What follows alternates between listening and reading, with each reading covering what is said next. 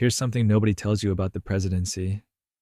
Every single person who has held the office, all 46 of them, accomplished something genuinely important. Even the ones historians love to rank at the bottom of the list. Even the ones who presided over disasters or left office in disgrace. Somewhere in their time in the White House, they did something that mattered. Something that changed the country or the world in ways we're still living with today. This isn't a story about perfect people. Presidents have been stubborn, short-sighted, overly trusting of the wrong people, and occasionally terrible at their jobs. But each one, in at least one moment, rose to meet a challenge, made a difficult choice, or pushed through something that needed doing. Over the next couple of hours, we're going to talk about those moments. The greatest accomplishments of every president from George Washington to Joe Biden. Not the scandals, not the failures, just the things they got right. So get comfortable, dim the lights, and let's explore how 46 imperfect people shaped a nation, one accomplishment at a time. Starting with a man who could have been king but chose to walk away instead, George Washington. So here's the thing about George Washington. The man could have been king. Seriously, after winning the Revolutionary War, there were people, actual people with actual power, who wanted to make him King George I of America. Which, when you think about it, would have been deeply ironic, considering they'd just spent 8 years fighting a guy named King George. But Washington looked at this offer, probably sighed in that way people do when they're very tired, and said no thanks. He served 2 terms as president, then did something that basically no one in his position had ever done in human history. He walked away, just left, packed up his stuff, went back to Mount Vernon, and started complaining about his teeth again. This wasn't normal. Leaders didn't do that. Julius Caesar didn't retire to pursue his pottery hobby. Napoleon didn't step down to spend more time with family. Kings didn't unking themselves because they felt like 8 years was probably enough. By establishing the presidency as a civilian constitutional office, something you could just leave when you were done, Washington created a template that prevented America from sliding into monarchy. He set a precedent so strong that it held for over a century until FDR said, actually, about that 2-term thing during a literal world war. The precedent was so powerful that, after FDR, they made it a constitutional amendment, as if to say, Washington was right, we just forgot for a minute. So the father of the country's greatest accomplishment wasn't winning the war, or even being the first president. It was knowing when to stop being president. It was proving that American power could transfer peacefully, that the office was bigger than the person, and that you could have a republic without someone eventually crowning themselves emperor.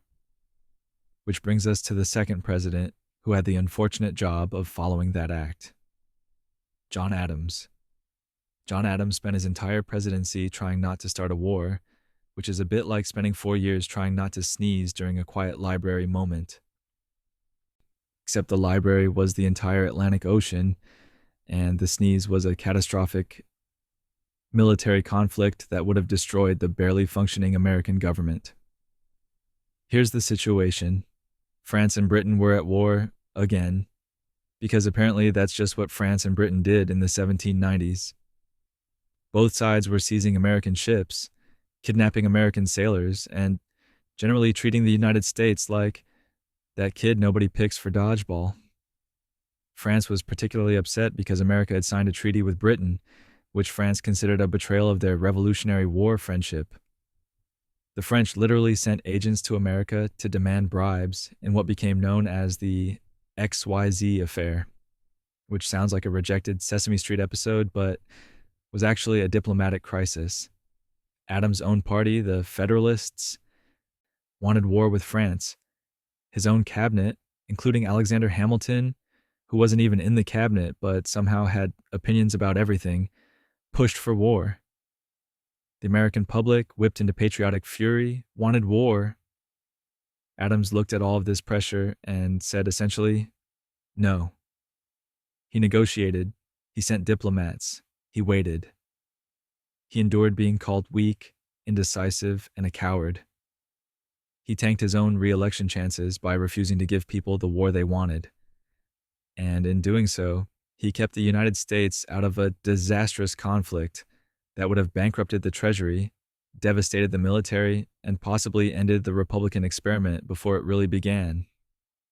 Adams lost the presidency to Thomas Jefferson in 1800, but the country survived intact and at peace, which was arguably more important. Speaking of Jefferson, that man had some interesting ideas about real estate. Thomas Jefferson. Thomas Jefferson bought Louisiana for $15 million in 1803, which works out to about 4 cents per acre, making it possibly the best real estate deal in human history. And the thing is, he wasn't even sure he was allowed to do it. Here's how it happened. Napoleon Bonaparte, who was busy being Napoleon, decided he needed cash for his European wars more than he needed a massive chunk of North American wilderness. Jefferson, who had only wanted to buy New Orleans, just the city, just the port, suddenly got offered the whole package. 827,000 square miles. All of it. The entire middle of the continent from Louisiana to Montana, from the Gulf of Mexico to the Canadian border. Jefferson panicked. Naturally, because nothing in the Constitution explicitly said the president could just buy territory. He was a strict constructionist, someone who believed the government could only do what the Constitution specifically allowed. And the Constitution was silent on the topic of spontaneous territorial acquisition. He actually drafted a constitutional amendment to make the purchase legal, then realized that by the time it was ratified, Napoleon might change his mind or get distracted by invading somewhere. So Jefferson held his nose and did it anyway, completing the Louisiana Purchase and doubling the nation's size overnight. This secured America's future as a continental power, gave the country control of the Mississippi River, and created space for Western expansion that would define American growth for the next century. It also made the question of slavery's expansion a ticking time bomb, but that's a different bedtime story. The purchase transformed America from a coastal strip of former colonies into something that could legitimately call itself a nation. All because Jefferson was willing to contradict his own principles when faced with a deal too good to refuse. Which brings us to the man who had to defend all that new territory when the British came back. James Madison. James Madison was 5'4", weighed about 100 pounds, and had a voice so quiet people literally couldn't hear him sometimes. He also had to fight the British Empire, which was inconvenient. The War of 1812 was not America's finest moment, militarily speaking. The British burned Washington, D.C., including the White House, forcing Madison and his wife Dolly to flee with whatever they could carry, famously including a portrait of George Washington, because priorities. The American military was underfunded, undersupplied, and led by generals who were, shall we say, learning on the job. The invasion of Canada, which Americans confidently assumed would be easy, went catastrophically wrong. At one point, an American general surrendered an entire fort without firing a shot. But here's the thing. America didn't lose. The war ended in basically a draw with the Treaty of Ghent in 1814, which resolved exactly none of the issues that started the conflict, but did confirm that the United States would continue to exist as an independent nation. And that was the point. Madison preserved American independence during the War of 1812, reinforcing national sovereignty despite military setbacks that would have been genuinely humiliating if anyone had time to be embarrassed. The war proved that America could defend itself, that the Revolutionary War hadn't been a fluke, and that European powers couldn't just push the United States around whenever they felt like it. It created a surge of nationalism, gave the country actual war heroes like Andrew Jackson, and convinced Americans that they had won, which, historically speaking, is often more important than actually winning. Madison returned to a country that was more unified and confident than when the war started, which is a neat trick for a conflict that burned your capital city. And that brings us to the president who made sure Europe knew to stay out. James Monroe. James Monroe issued the Monroe Doctrine in 1823, which was basically a very polite way of telling Europe to stay on their side of the Atlantic Ocean and stop colonizing things over here. The doctrine stated that any European attempt to colonize or interfere with nations in the Americas would be viewed as an act of aggression requiring U.S. intervention. It was bold. It was presumptuous. It assumed America had the power to enforce this policy, which in 1823 was debatable at best. But here's what made it brilliant. Monroe wasn't just making a policy statement. He was asserting U.S. influence in the Western Hemisphere and shaping foreign policy for generations. The doctrine became the foundation of American foreign policy for the next century. Every time the United States got involved in Latin American affairs, whether to oppose European colonization, to justify intervention, or to claim regional authority, someone would dust off the Monroe Doctrine and cite it as precedent. The timing was perfect. Spain's American empire was collapsing, newly independent nations were emerging throughout South America, and European powers were eyeing potential reconquest. Monroe essentially drew a line and said this hemisphere is spoken for. And somehow, despite having a military that couldn't reliably deliver mail, let alone fight multiple European powers, it worked.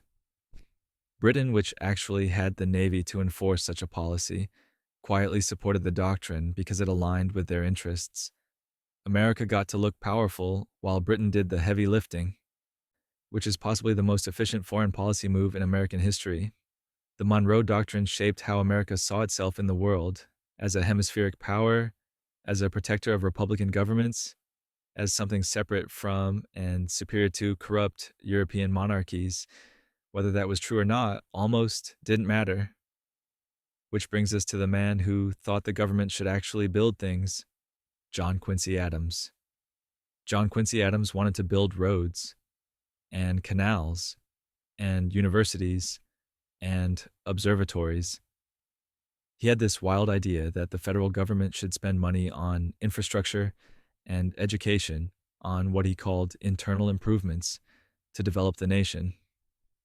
Congress looked at him like he'd suggested painting the Capitol building purple. This was the 1820s, and the prevailing political philosophy was that the federal government should do as little as possible, ideally nothing at all except maybe occasionally collect tariffs and defend the border. Adams stood there and proposed a national university, a naval academy, a system of roads and canals, scientific expeditions, and astronomical observatories. He called these lighthouses of the sky, which is objectively a beautiful phrase, but Congress remained unmoved. They blocked nearly everything he proposed. Adams expanded American infrastructure and diplomatic foundations anyway, laying groundwork for national development despite congressional resistance. He couldn't get his big projects approved, but he quietly strengthened diplomatic relationships, supported scientific exploration, and pushed for government investment in knowledge and development.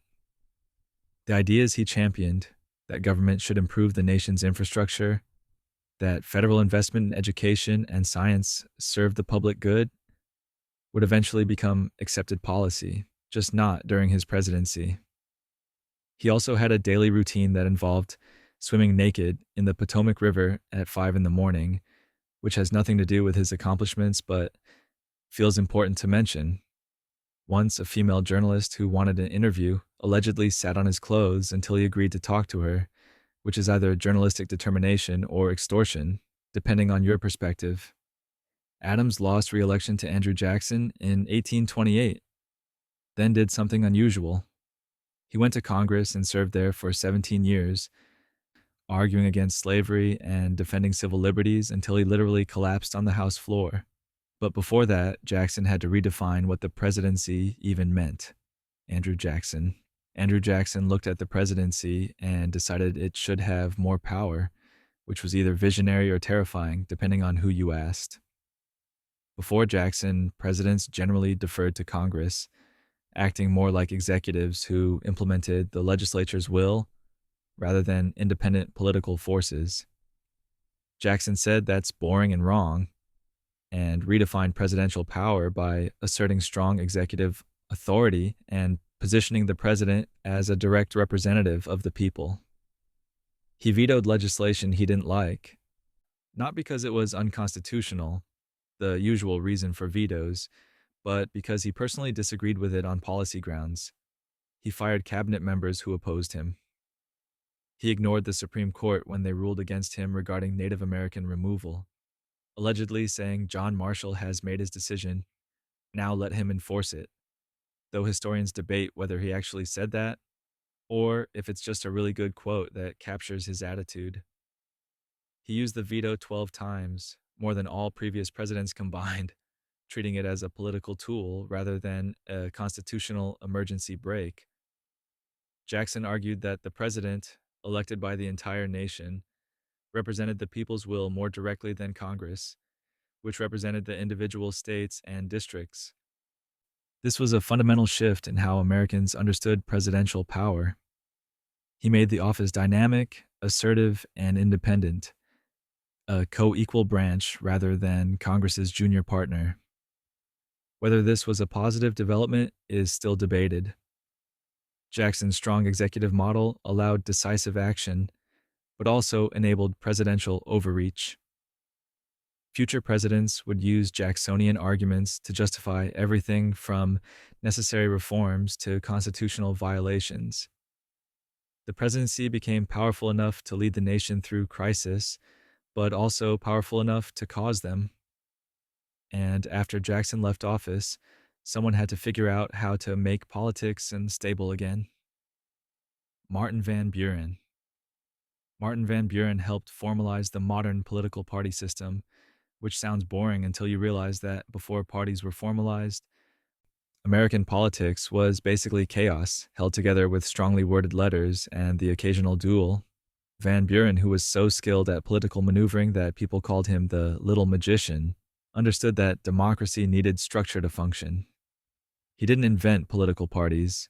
Those emerged naturally as people with similar views grouped together. But Van Buren helped transform parties from loose coalitions into organized institutions with conventions, platforms, and actual rules. He built the Democratic Party into a national organization that could coordinate campaigns, distribute information, and turn out voters across state lines. This stabilized national politics after the Jackson era, creating a framework for democratic competition that didn't depend on individual personalities or regional strongmen. The party system Van Buren helped create allowed for peaceful transfer of power between opposing factions, gave voters clear choices, and created incentives for compromise and coalition building. It wasn't perfect. Parties could be corrupt, exclusive, and more interested in winning than governing. But they provided structure, which democracy desperately needed. Van Buren's presidency itself was largely consumed by an economic depression he inherited and couldn't fix, proving that being good at building political systems doesn't necessarily translate to being good at managing the economy. He lost re-election to William Henry Harrison in 1840 in a campaign featuring log cabins and hard cider, because American politics has always been somewhat ridiculous. Speaking of Harrison, that man had some ideas about connecting with voters. William Henry Harrison. William Henry Harrison ran for president in 1840 with a campaign strategy that was completely revolutionary and also completely absurd. He symbolized popular democratic campaigning, reshaping how presidential elections connected with ordinary voters by pretending to be an ordinary voter himself. Harrison was actually from a wealthy Virginia family, attended college, and lived in a mansion.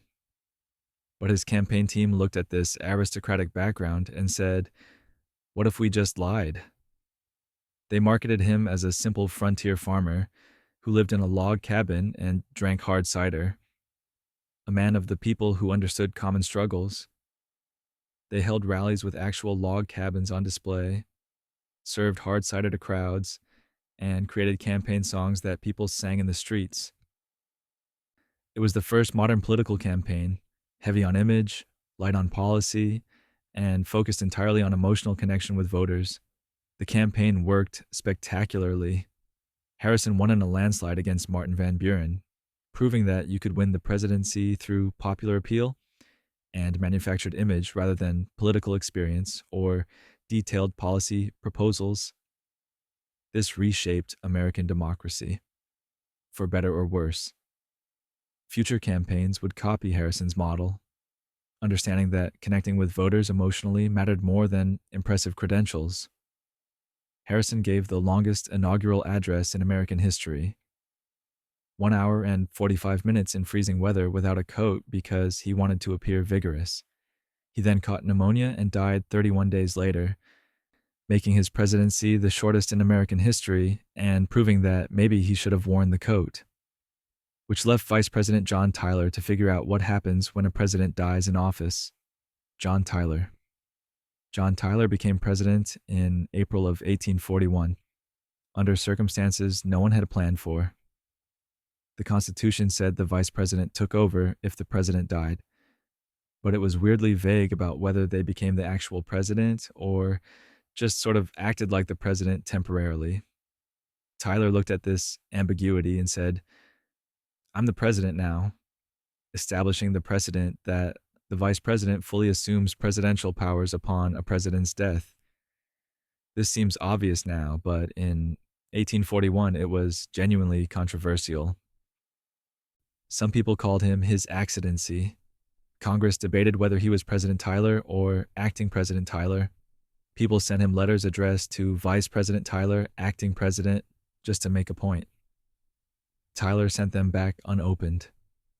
He took the presidential oath of office even though he'd already sworn an oath as vice president, just to make it extra clear.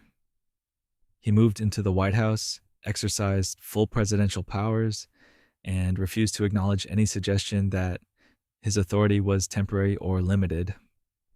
Tyler's insistence on full presidential status set the precedent that would govern every future succession. When Lincoln was assassinated, when FDR died, when Kennedy was shot, the vice president immediately became president with full constitutional authority, no questions asked. This ensured continuity of government and prevented constitutional crises during national emergencies. Tyler's actual presidency was rocky. His own party expelled him, and Congress blocked most of his initiatives. But by establishing clear succession protocol, he made one of the most important constitutional contributions of any accidental president.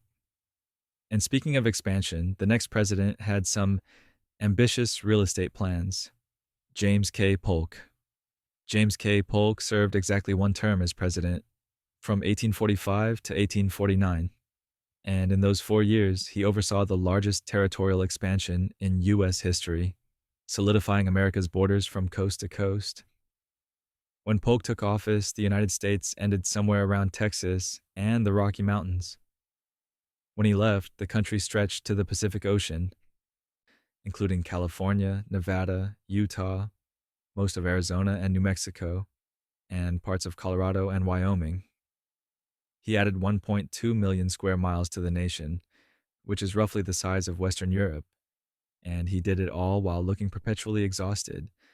Polk had a to-do list when he became president, and he actually accomplished everything on it, which is so unusual for a politician that historians still seem slightly suspicious. He wanted to lower tariffs, done. Establish an independent treasury, done. Settle the Oregon boundary dispute with Britain, done. Acquire California, done. He worked obsessively, rarely took days off, and micromanaged everything because he didn't trust anyone else to do things correctly. He was probably extremely unpleasant to work for. The expansion happened through a combination of negotiation and war. The Oregon boundary was settled peacefully with Britain, establishing the 49th parallel as the border and giving the U.S. the Pacific Northwest without firing a shot. California and the Southwest came through the Mexican-American War, which lasted from 1846 to 1848 and remains controversial because, well, it was a war of territorial conquest. Polk provoked the conflict by sending troops into disputed territory. Mexico responded, and Polk used that as justification to declare war. The U.S. won decisively, and the Treaty of Guadalupe Hidalgo gave America vast territories in exchange for $15 million. Whether you view this as manifest destiny or aggressive imperialism probably depends on your perspective and which history textbook you read in school. But objectively, Polk transformed the United States from a regional power into a continental nation, spanning from Atlantic to Pacific. He made America geographically what it is today, for better and worse. Polk kept his promise to serve only one term, left office in March of 1849, and died 3 months later at age 53, possibly from cholera or possibly from just being completely worn out. He accomplished his goals and then immediately ceased to exist, which is very on brand. The next president had much simpler goals, like not letting the country tear itself apart over slavery. Zachary Taylor. Zachary Taylor was a career military officer who had never voted in a presidential election before running for president himself, which is a bit like never eating pizza before opening a pizzeria.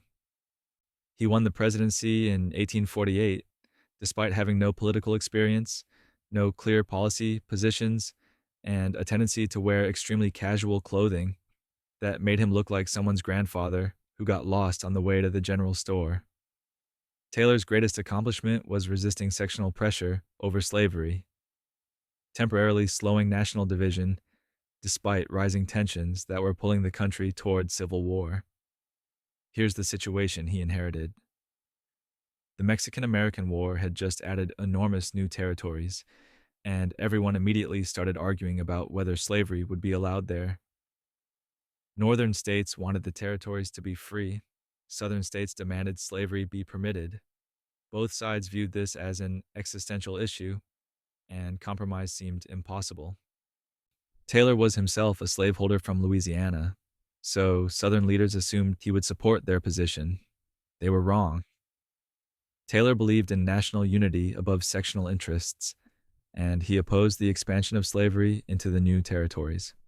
When Southern states threatened secession if they didn't get their way, Taylor reportedly told them he would personally lead the army to crush any rebellion and hang the traitors.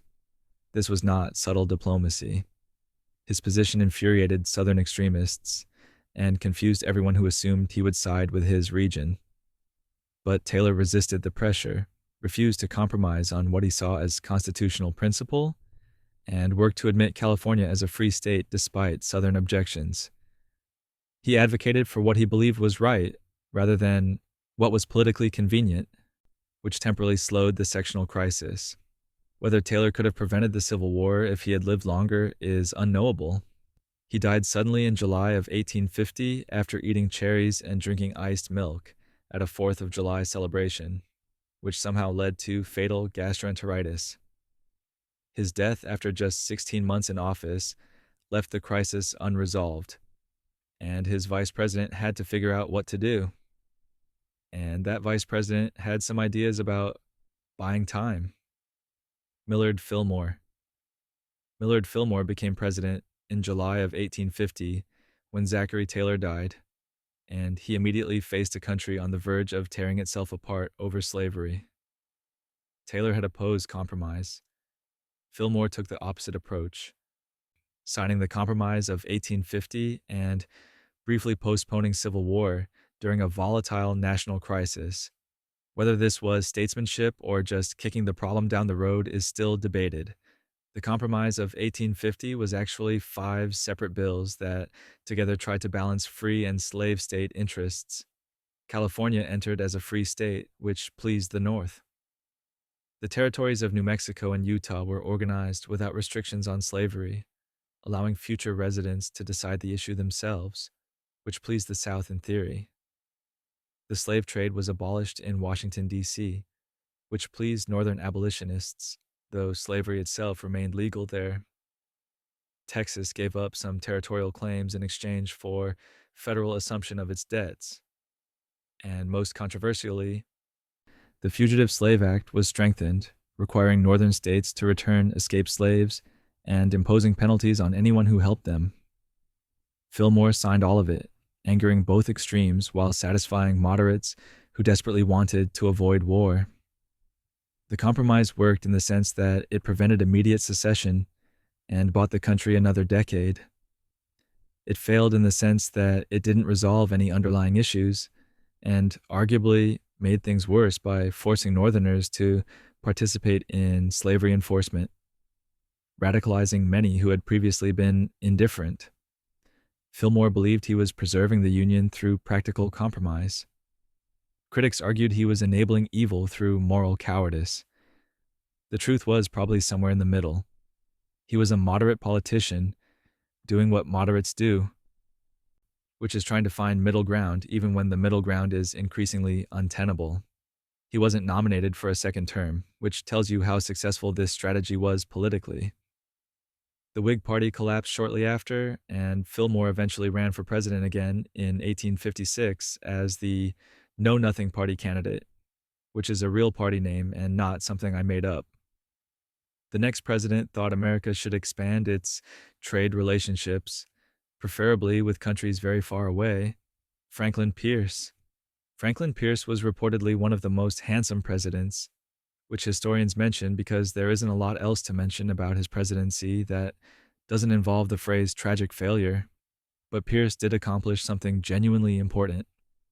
He expanded U.S. trade with Asia by opening diplomatic relations with Japan through the Perry Expedition, which sounds like a wholesome mission trip, but was actually Commodore Matthew Perry showing up with warships and politely suggesting that Japan start trading with America.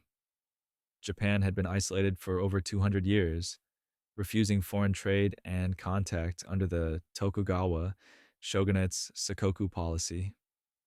Perry arrived in Tokyo Bay in July of 1853 with 4 ships, advanced naval technology, and a letter from President Fillmore requesting trade relations. The Japanese were unimpressed until Perry made it clear he would return with more ships, and that refusing was not really an option.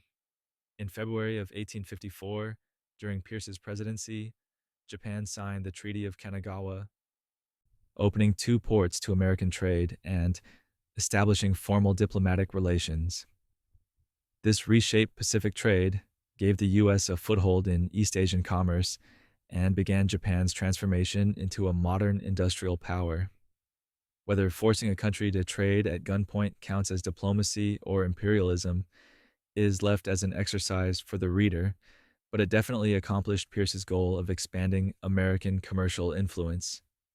The rest of Pierce's presidency was consumed by the Kansas-Nebraska Act, which let territories decide the slavery question through popular sovereignty, leading directly to Bleeding Kansas, which was a preview of the Civil War featuring irregular militias, murdering each other over whether Kansas would be free or slave. Pierce supported the act, alienated the North, failed to contain the violence, and watched his party fracture. He was not nominated for re-election, later struggled with alcoholism, and is generally remembered as one of the least effective presidents. But he did open trade with Japan, which counts for something. The next president also struggled with the slavery crisis, except he struggled by doing essentially nothing. James Buchanan. James Buchanan's greatest accomplishment is that he preserved the Union long enough to allow a constitutional transfer of power before the Civil War, which sounds like damning with faint praise because it is. Buchanan served from 1857 to 1861, watching the country slide toward war while insisting that secession was illegal, but also that he had no constitutional authority to stop it, which is a very lawyerly position to take during a national emergency. Here's what Buchanan faced. The Dred Scott decision in 1857 said Congress couldn't prohibit slavery in territories, invalidating the entire free soil position. Kansas was still bleeding. John Brown raided Harper's Ferry in 1859, trying to start a slave rebellion. The Democratic Party split into northern and southern factions. 7 southern states seceded after Lincoln's election in November of 1860, forming the Confederacy before Lincoln even took office. Buchanan's response was to declare secession illegal, while simultaneously arguing the federal government had no power to prevent it. He blamed abolitionists for causing the crisis, urged compromise that northern states rejected, and mostly just waited for his term to end so it would become Lincoln's problem. He did prevent immediate war by refusing to resupply Fort Sumter aggressively, leaving that decision to his successor. He did maintain civilian government and constitutional procedure during the transition. The United States didn't collapse into chaos or military dictatorship, but this is a very low bar. Buchanan is consistently ranked among the worst presidents because his passive approach allowed the crisis to worsen. His sympathy for Southern positions alienated Northern support, and his constitutional arguments about federal powerlessness provided cover for inaction. Whether a more aggressive stance would have prevented war or started it sooner is unknowable. Buchanan left office in March of 1861, handing Lincoln a country literally falling apart. He retired to Pennsylvania and spent his remaining years writing defenses of his presidency that convinced approximately no one. And then came the president who had to actually hold the country together. Abraham Lincoln. Abraham Lincoln preserved the Union and ended slavery, redefining the meaning of American freedom and democracy, which is the kind of sentence that doesn't do justice to just how unlikely any of it was. When Lincoln took office in March of 1861, 7 states had already seceded, 4 more would follow, and the entire slaveholding South was preparing for war. By the time he died in April of 1865, the Union was preserved, slavery was abolished, and America had to figure out what it meant to be a unified nation. Lincoln didn't start his presidency planning to end slavery. His initial goal was preserving the Union, even if that meant leaving slavery alone where it existed. He famously wrote that if he could save the Union without freeing any slaves, he would do it. But the war changed things. Slavery was the cause of secession, the economic foundation of the Confederacy, and increasingly a moral issue that demanded resolution. Lincoln evolved, pushed by circumstances, by abolitionists, by the military logic of weakening the enemy, and by his own moral reasoning. The Emancipation Proclamation in January of 1863 declared slaves in rebel states to be free. It was a war measure, limited in scope, and didn't actually free slaves in border states that remained loyal. But it transformed the war from a fight about union into a fight about freedom. The 13th Amendment, passed by Congress in January of 1865 and ratified after Lincoln's death, abolished slavery everywhere, making emancipation permanent and constitutional. Lincoln guided the country through 4 years of devastating civil war, managing fractious generals, holding together a coalition of Republicans, war Democrats, and border state Unionists. He delivered the Gettysburg Address, reframing American democracy as a proposition that all men are created equal. He won re-election in 1864 when defeat seemed likely. He planned for reconstruction and reconciliation, calling for malice toward none and charity for all. He was assassinated 5 days after Lee's surrender at Appomattox, shot by John Wilkes Booth at Ford's Theater while watching a play. He never saw the reunified nation he fought to preserve or the end of slavery he had proclaimed, which left Andrew Johnson to handle Reconstruction, and that went exactly as badly as you would expect. Andrew Johnson maintained constitutional civilian government during Reconstruction following Lincoln's assassination, which is technically an accomplishment even though his actual policies were terrible and he was impeached by the House of Representatives. Johnson became president in April of 1865 at arguably the worst possible moment in American history. The Civil War had just ended, Lincoln was dead, 4 million formerly enslaved people needed integration into society, the South was devastated, and the nation needed healing. Johnson was not the right person for this job. To his credit, Johnson kept the government functioning during an unprecedented crisis. There was no military coup, no dictatorship, no collapse into chaos.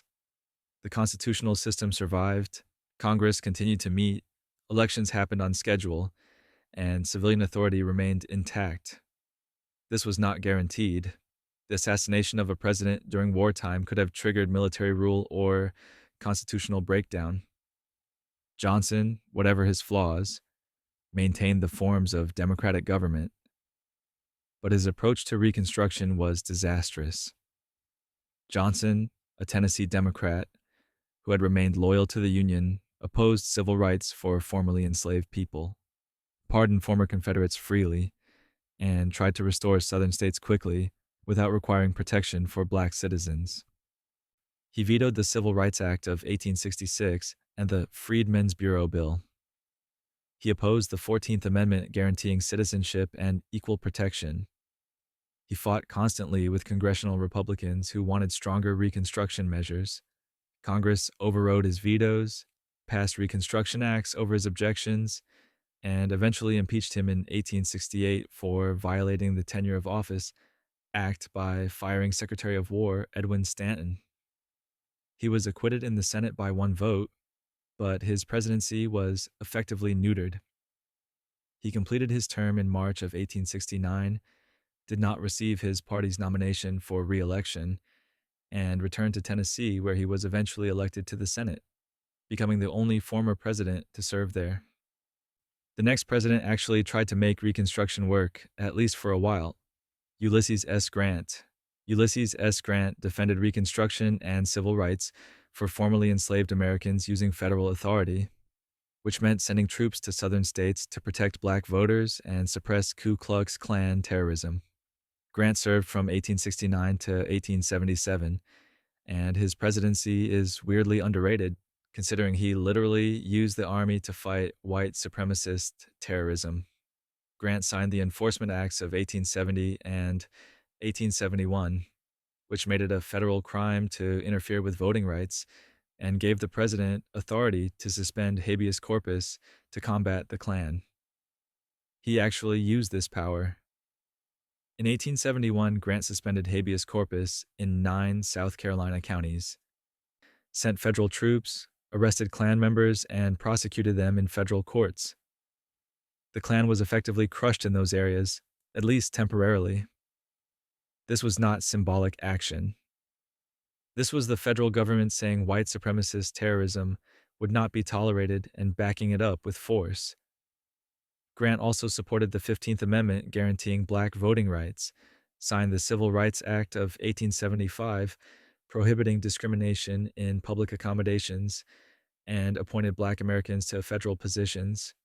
He genuinely believed in Reconstruction and civil rights, which was not universal among Republicans, but Northern support for Reconstruction weakened over time. Economic depression, political scandals involving Grant's associates, though not Grant himself, and waning interest in Southern affairs eroded public will. Grant's second term saw federal commitment to Reconstruction decline. The disputed election of 1876, resolved through the Compromise of 1877, ended Reconstruction entirely shortly after Grant left office. Grant's presidency was flawed. He trusted the wrong people, and corruption scandals plagued his administration. But his commitment to civil rights during Reconstruction was genuine and consequential, even if it ultimately failed to create lasting change. The next president tried to make government work better by reforming who worked in it. Rutherford B. Hayes.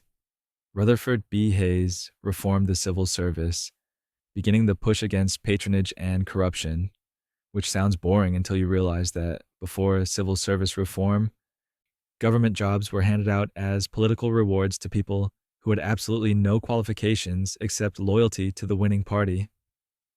Want to be postmaster? Better campaign hard for the president. Want a customs house position? Hope you donated to the right candidate. The entire federal workforce turned over after every election, replaced by party loyalists regardless of competence. Hayes became president in 1877 after the most disputed election in American history, losing the popular vote but winning the Electoral College through a special commission that awarded him contested electoral votes from 3 southern states. His legitimacy was questionable. His presidency began under a cloud, and he promised not to run for re-election. So, naturally, he decided to pick fights with his own party over patronage. Hayes believed government should be run by qualified people hired on merit, not party hacks hired for loyalty. He issued an executive order forbidding federal employees from managing political campaigns or being required to make political contributions. He challenged the patronage system head-on by trying to remove Chester Arthur and Alonzo Cornell from their positions at the New York Customs House, powerful patronage posts controlled by Republican boss Roscoe Conkling. The Senate initially blocked Hayes, but he eventually won, replacing them with reform candidates. This began the push for civil service reform that would culminate in the Pendleton Act of 1883, passed after Hayes left office. Hayes couldn't implement comprehensive reform himself. Congress wouldn't allow it, but he changed the conversation, demonstrated presidential will for reform, and laid groundwork for later changes. Hayes kept his promise to serve only one term, leaving office in 1881. His presidency was more consequential than its shaky beginning suggested, though ending Reconstruction and withdrawing federal troops from the South remains controversial. And speaking of the patronage system, the next president's opposition to it got him killed. James A. Garfield.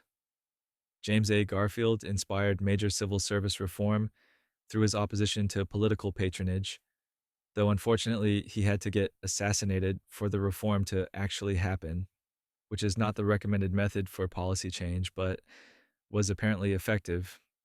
Garfield became president in March of 1881 and was shot in July of 1881, dying in September of 1881 after 2 months of medical care that probably made things worse.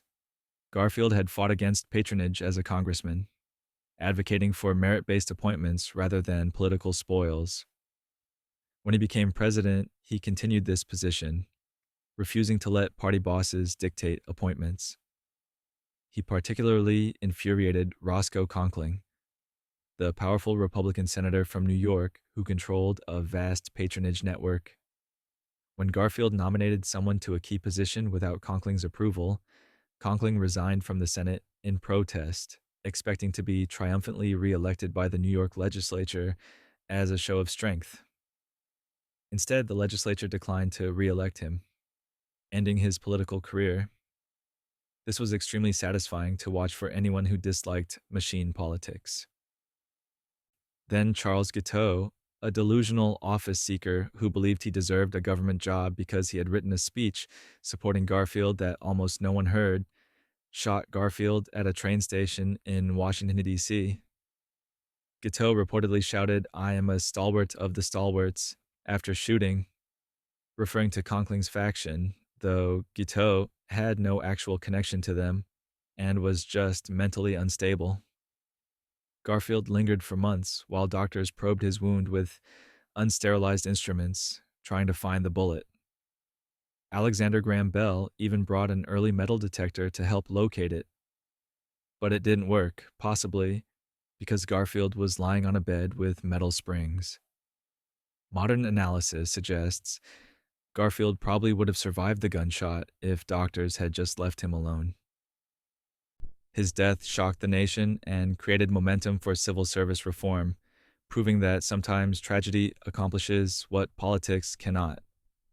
Chester A. Arthur, Chester A. Arthur became president after Garfield's assassination, and everyone expected him to be terrible because he was literally the personification of everything wrong with the patronage system. Arthur had been collector of the New York Customs House, a patronage position controlled by Roscoe Conkling's political machine. He had no executive experience, no reform credentials, and his main qualification was loyalty to party bosses. Then he became president and shocked everyone by signing the Pendleton Civil Service Reform Act, professionalizing federal employment and betraying everything his political career had represented.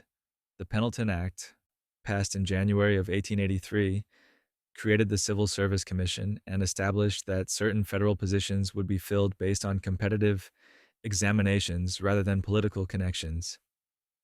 It prohibited mandatory political contributions from federal workers and protected them from being fired for political reasons. Initially, it only covered about 10% of federal jobs, but it gave presidents authority to expand coverage, which they did over time. By the early 20th century, most federal positions were under civil service protection. Arthur supported and signed this legislation, despite it undermining the patronage system that had given him power. His former allies in the Republican machine were furious. Conkling, his old mentor, reportedly never spoke to him again. But Arthur had seen Garfield murdered by a delusional office seeker who believed the patronage system entitled him to a government job.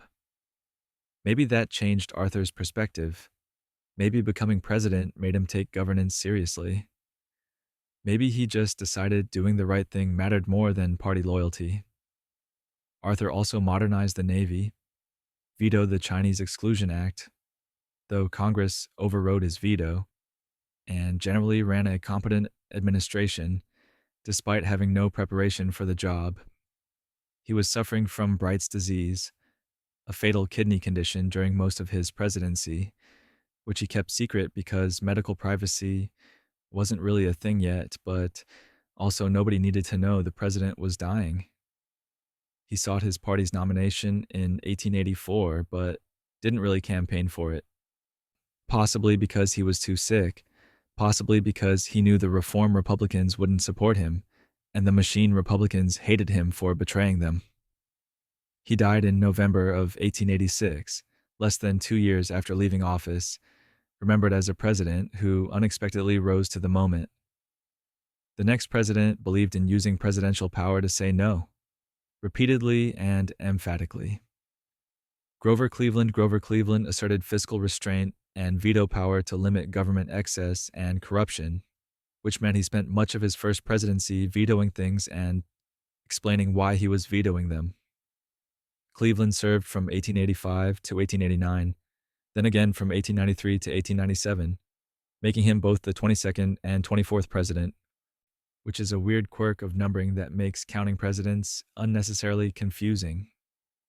During his first term, Cleveland vetoed over 400 bills, more than double the total of all previous presidents combined. Many were private pension bills for Civil War veterans that Cleveland believed were fraudulent or excessive. This was politically suicidal. Veterans were a powerful constituency, and vetoing their pensions made Cleveland extremely unpopular with a large voting bloc. But Cleveland believed in fiscal responsibility and didn't think the government should pay pensions to people claiming dubious war injuries or to people who had barely served. He vetoed a bill to provide seeds to drought-stricken farmers in Texas, arguing that while private charity should help, government handouts would weaken self-reliance. He wrote that, though the people support the government should not support the people. This sounds harsh, and it was, but Cleveland genuinely believed limited government protected liberty and prevented corruption. He wasn't being cruel for cruelty's sake. He had a philosophy, however debatable. Cleveland fought political machines, opposed protective tariffs he viewed as favoring special interests, and insisted on honest government, even when honesty was unpopular. He admitted to fathering a child out of wedlock during his first presidential campaign, responding to the scandal by saying, "Tell the truth," which is either refreshing honesty or terrible political strategy.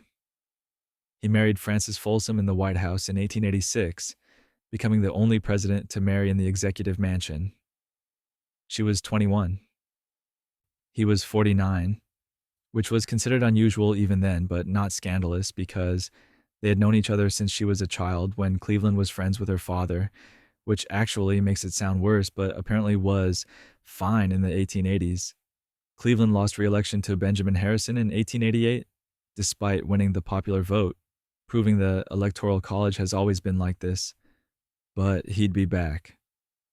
Speaking of Harrison, that man had some ideas about building a navy. Benjamin Harrison. Benjamin Harrison expanded U.S. naval power and signed landmark conservation legislation, which seems like an odd combination until you realize that in the late 1800s, having a strong navy and protecting natural resources were both about asserting American strength and independence. Harrison served from 1889 to 1893, sandwiched between Cleveland's two terms, and spent his presidency trying to make America a more serious international power. Harrison supported construction of modern steel warships, moving the U.S. Navy away from wooden ships that were essentially floating antiques. The Naval Act of 1890 authorized building 3 battleships and significantly expanded the fleet. This wasn't just military posturing. A strong navy meant protecting American trade, projecting power in the Western Hemisphere, and being taken seriously by European powers who still viewed the United States as a regional backwater pretending to be important. The navy Harrison built would prove crucial during the Spanish-American War less than a decade later, enabling American victories that transformed the U.S. into a genuine world power.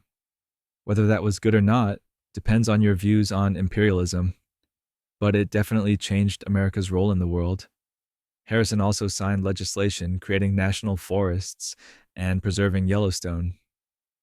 He supported the Forest Reserve Act of 1891, which gave presidents authority to set aside forest land as protected reserves. This established the principle that the federal government should conserve natural resources rather than letting them be completely exploited by private interests. It was the beginning of the conservation movement that Theodore Roosevelt would expand dramatically.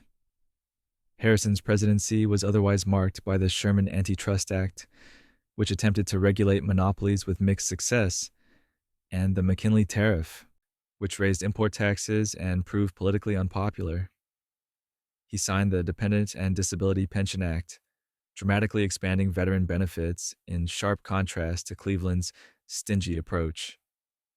Harrison lost re-election to Cleveland in 1892, making Cleveland the only president to serve non-consecutive terms, and making Harrison a one-term president who, nonetheless, left a significant legacy in naval power and conservation. And so Cleveland returned, facing an economy that was about to collapse. Grover Cleveland restored public trust through honest governance during economic turbulence, which is a generous way of describing his second term that was mostly consumed by a devastating depression he couldn't fix. Cleveland returned to the presidency in March of 1893, and the Panic of 1893 hit almost immediately, triggering the worst economic crisis America had faced up to that point. Banks failed, railroads went bankrupt, unemployment hit 20% in some areas, and the economy collapsed in ways that presaged the Great Depression. Cleveland's response was consistent with his philosophy: maintain the gold standard, reduce government spending, don't interfere with market forces, and let the economy correct itself. This didn't work. The Depression continued for 4 years, creating massive suffering and labor unrest, including the Pullman Strike of 1894, which Cleveland broke by sending federal troops over the objection of Illinois Governor John Peter Altgeld. But here's what Cleveland did accomplish. He maintained honest government during the crisis. He refused to use economic panic as an excuse for corruption or abandoning principles. He didn't manipulate currency for political gain, didn't hand out patronage to buy support, and didn't compromise his integrity even when it would have been politically expedient. Cleveland's stubborn adherence to what he saw as honest governance, even when it was unpopular and arguably counterproductive economically, maintained public trust in government institutions during a period when that trust could have collapsed. Whether this was admirable or foolish is debatable. Cleveland's economic policies probably made the Depression worse. His use of federal troops against strikers alienated labor. His refusal to inflate currency angered farmers and debtors. The Democratic Party fractured, with William Jennings Bryan leading a populist revolt against Cleveland's conservative policies. Cleveland left office unpopular and exhausted in 1897, but he left office with his reputation for integrity intact. He had proven that even during economic catastrophe, democratic government could function without descending into corruption or demagoguery.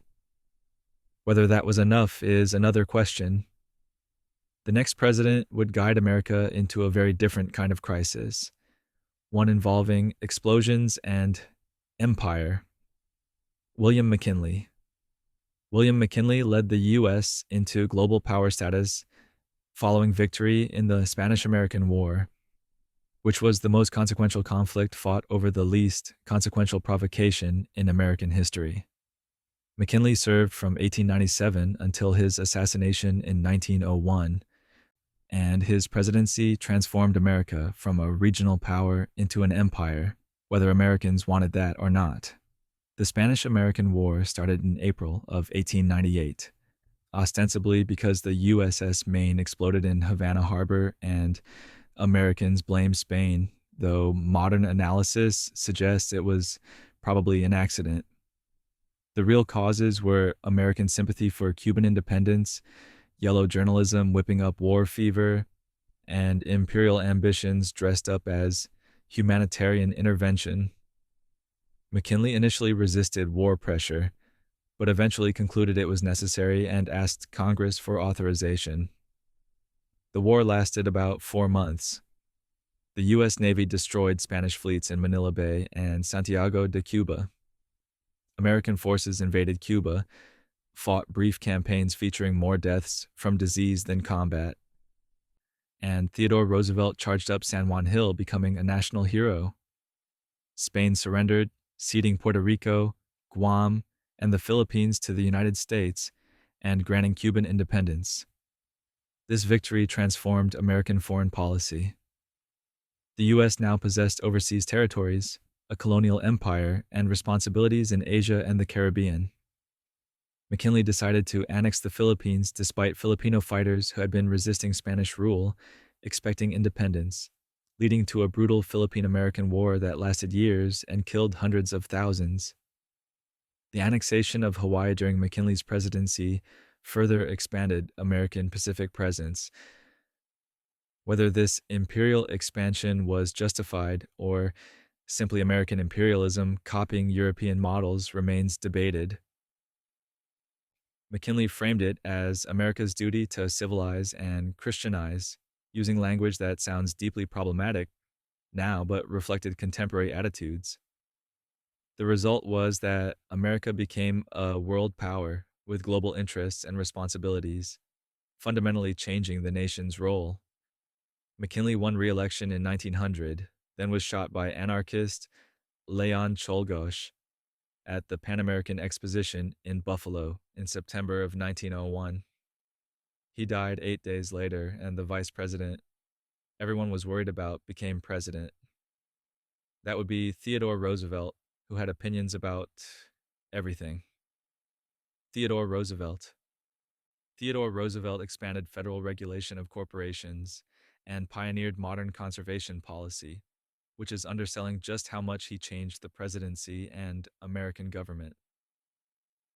Roosevelt became president in September of 1901 at age 42, the youngest person to assume the office, and immediately started doing things that made people nervous, excited, or both. Roosevelt believed that large corporations and trusts had grown too powerful and needed federal regulation to protect public interest. He used the Sherman Antitrust Act, which previous presidents had mostly ignored, to break up monopolies. His administration filed suit against Northern Securities Company, a railroad trust, winning a Supreme Court decision in 1904 that established federal authority to regulate interstate commerce and break up trusts. He prosecuted over 40 antitrust cases, earning the nickname Trust Buster, even though he didn't oppose all big business, just business he viewed as harmful to public welfare. Roosevelt also championed conservation on a scale never attempted before. He established 5 national parks, 18 national monuments, 51 federal bird sanctuaries, and over 100 million acres of national forests. He believed natural resources belonged to all Americans, not just to corporations that wanted to exploit them for profit. The Roosevelt administration created the U.S. Forest Service under Gifford Pinchot and made conservation a federal priority. This wasn't just environmental sentiment. Roosevelt saw conservation as ensuring resources for future generations and preventing monopolistic control of natural wealth. He also built up American naval power, mediated the Treaty of Portsmouth ending the Russo-Japanese War, and, winning the Nobel Peace Prize, started construction of the Panama Canal, and issued the Roosevelt Corollary to the Monroe Doctrine, asserting U.S. police power in the Western Hemisphere. He was energetic to a degree that exhausted everyone around him, boxing in the White House, hiking in Rock Creek Park, and once delivering a speech after being shot in the chest because the bullet hit his eyeglass case and speech manuscript, slowing it enough that he survived. Roosevelt served until March of 1909, declined to run for another term following the 2-term precedent, and immediately regretted that decision when his successor did things differently. That successor was William Howard Taft, who just wanted everyone to get along. William Howard Taft strengthened the rule of law and later became Chief Justice, bridging executive and judicial leadership in a way no one else has managed. Taft served as president from 1909 to 1913, spent the entire time being compared unfavorably to Theodore Roosevelt, and was probably much happier in his later judicial career than he ever was in the White House. Taft actually filed more antitrust suits than Roosevelt, 90 cases in 4 years compared to Roosevelt's 44 in 7 years. But he did it quietly, through legal process, rather than dramatic public campaigns, so he didn't get credit for trust-busting the way Roosevelt did. Taft believed in working through courts and proper legal channels, strengthening the rule of law even when it was less politically exciting than Roosevelt's style. He supported the 16th Amendment establishing federal income tax, and the 17th Amendment providing for direct election of senators, both of which fundamentally changed American government. He established the Children's Bureau to protect child welfare and supported creation of the Department of Labor. His administration was competent and progressive in many ways, just not dramatic or exciting. The problem was that Roosevelt wanted to be president again, felt Taft had betrayed progressive principles, and ran against him in 1912. When Taft won the Republican nomination, Roosevelt formed the Progressive Bull Moose Party and split the Republican vote, handing the presidency to Democrat Woodrow Wilson. Taft came in third, winning only Utah and Vermont, the worst performance by an incumbent president seeking re-election. But Taft's story has a happy ending. In 1921, President Warren Harding appointed him Chief Justice of the Supreme Court, a position Taft had always wanted more than the presidency. He served until shortly before his death in 1930, the only person to lead both the executive and judicial branches. He was reportedly much more content on the court than he ever was in the White House, proving that sometimes losing elections works out for the best. The next president had very different ideas about how government should work, particularly regarding international relations. Woodrow Wilson reshaped global diplomacy through the League of Nations concept and modern economic reforms, transforming both international relations and domestic policy during his presidency from 1913 to 1921. Wilson was a former university president who brought an academic's confidence and a moralist's certainty to the White House, convinced he knew how the world should work and determined to make it happen. Domestically, Wilson pushed through major progressive reforms. The Federal Reserve Act of 1913 created a central banking system to stabilize the economy and manage currency. The Clayton Antitrust Act strengthened regulation of business practices. The Federal Trade Commission was established to prevent unfair competition. These reforms modernized American economic governance and created institutions that still shape policy today. But Wilson's most consequential impact was international. When World War I began in Europe in 1914, Wilson kept America neutral, winning re-election in 1916 with the slogan, "He kept us out of war." Then in April of 1917, after Germany resumed unrestricted submarine warfare and the Zimmermann telegram revealed German attempts to ally with Mexico against the U.S., Wilson asked Congress to declare war, framing American intervention as making the world safe for democracy. After the war, Wilson proposed the 14 points, a vision for post-war peace including self-determination for nations, open diplomacy, free trade, and a League of Nations to prevent future conflicts through collective security. He traveled to Europe for the Paris Peace Conference, becoming the first sitting president to go to Europe, and personally negotiated the Treaty of Versailles. The League of Nations was Wilson's great hope, an international organization where disputes could be resolved peacefully, where collective action could prevent aggression, where war could become obsolete. He won the Nobel Peace Prize for this vision. Then he came home and couldn't get the Senate to ratify the treaty or join the League, partly because he refused to compromise with Republican senators, partly because of legitimate concerns about American sovereignty. Wilson suffered a severe stroke in October of 1919 that left him partially paralyzed and mentally impaired for the rest of his presidency. His wife, Edith, effectively ran the executive branch for over a year, though this wasn't publicly acknowledged. Wilson left office in March of 1921, and the next administration wanted nothing to do with international entanglements.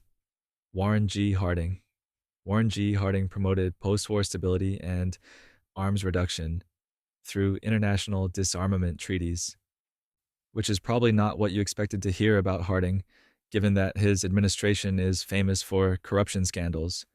But before the Teapot Dome scandal defined his legacy, Harding actually accomplished something meaningful in international relations. Harding served from March of 1921 until his death in August of 1923.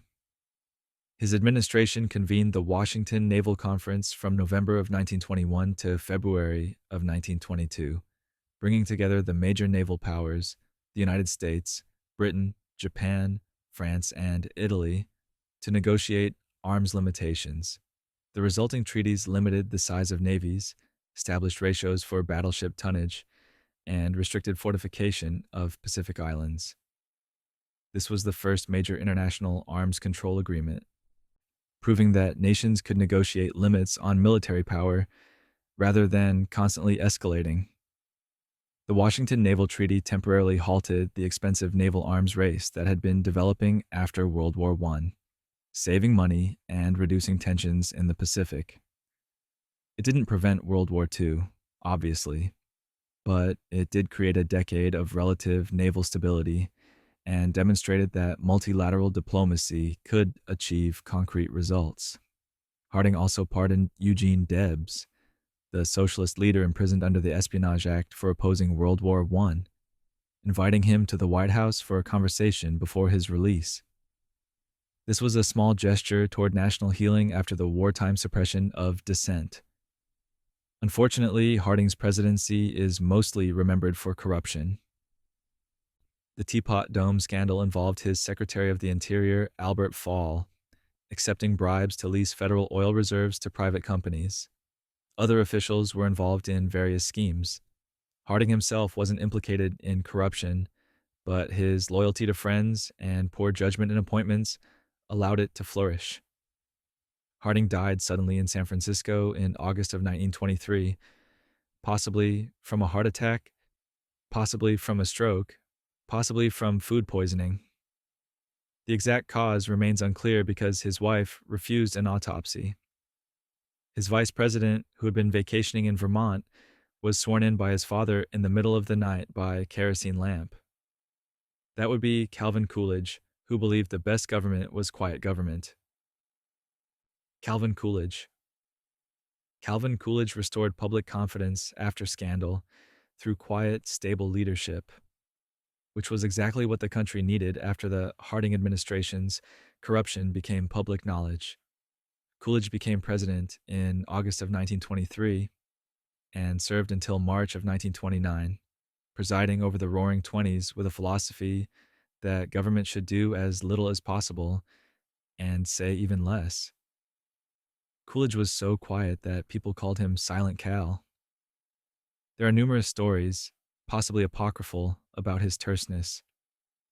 A woman supposedly told him she had bet she could get him to say more than 2 words. He reportedly replied, "You lose." Whether this actually happened is debatable, but it captures his personality. Coolidge believed in small government, low taxes, minimal regulation, and letting business operate freely.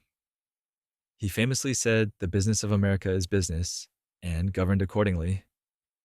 His main accomplishment was restoring trust in government after Teapot Dome and other scandals. Coolidge was personally honest, frugal, and competent.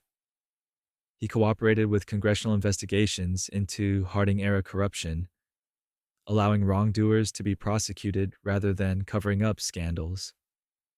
His quiet competence and obvious integrity reassured Americans that government could function ethically.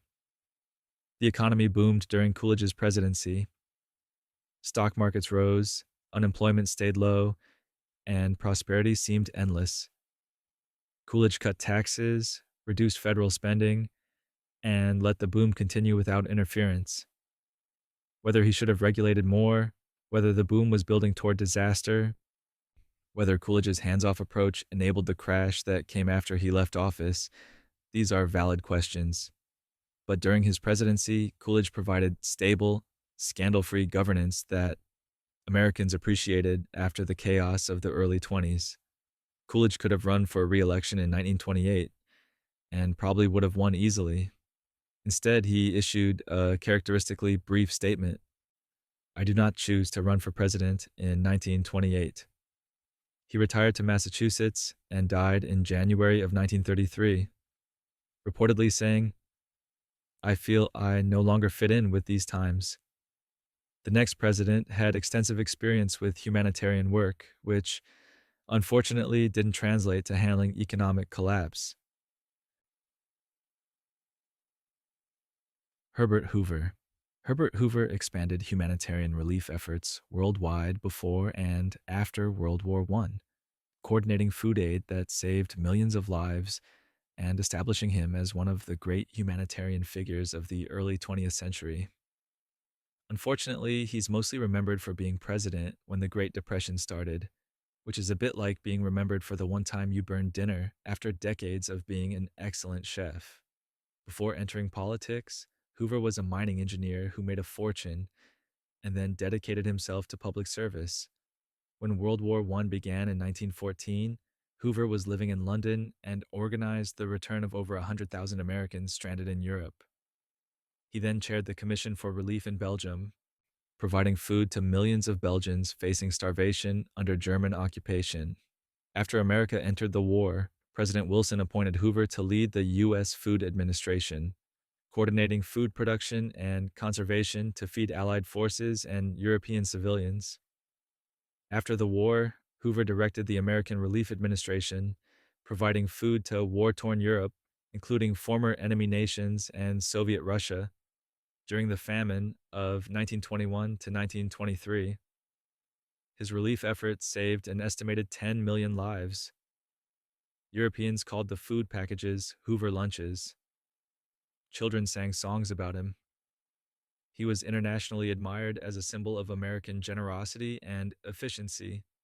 Hoover served as Secretary of Commerce under Harding and Coolidge, promoting business efficiency and international trade.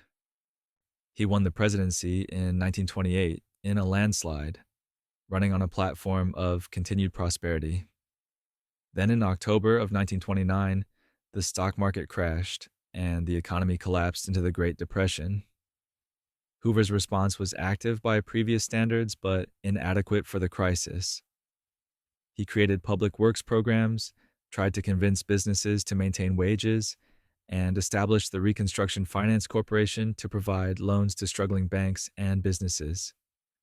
But he opposed direct federal relief to unemployed individuals, believing it would create dependency and undermine American character. This philosophical position, however principled, meant millions suffered without government assistance. Hoover lost re-election to Franklin Roosevelt in 1932 in one of history's most lopsided defeats, winning only 6 states. He lived until 1964, long enough to see his humanitarian legacy somewhat restored and to advise later presidents on relief efforts.